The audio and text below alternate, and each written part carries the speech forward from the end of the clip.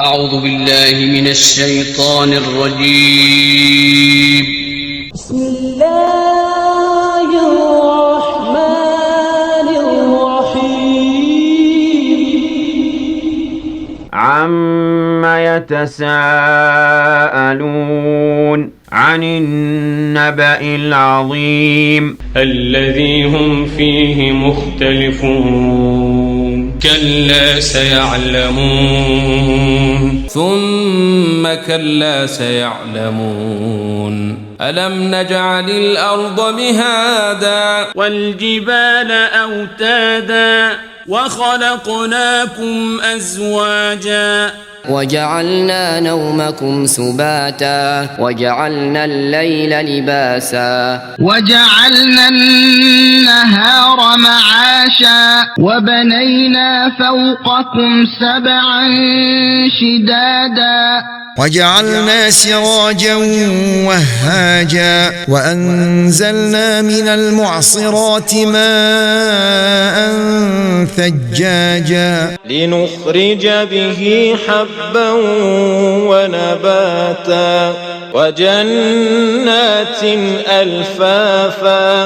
إن يوم الفصل كان ميقاتا يوم ينفخ في الصور فتأتون أفواجا وفتحت السماء فكانت أبوابا وسيرت الجبال فكانت سرابا إن جهنم كانت مرصادا للطاغين مآبا لابثين فيها أحقابا لا يذوقون فيها بردا ولا شرابا إلا حميما وغساقا جزاء وفاقا إنهم كانوا لا يرجون حسابا وكذبوا بآياتنا كذابا وكل شيء أحصيناه كتابا فذوقوا فلن نزيدكم إلا عذابا إن للمتقين مفازا حدائق وأعنابا وكواعب أترابا وكأسا دهاقا لا يسمعون فيها لغوا ولا كذابا جزاء من ربك عطاء حسابا رب السماوات والأرض وما بينهما الرحمن لا يملكون منه خطابا يوم يقوم الروح والملائكة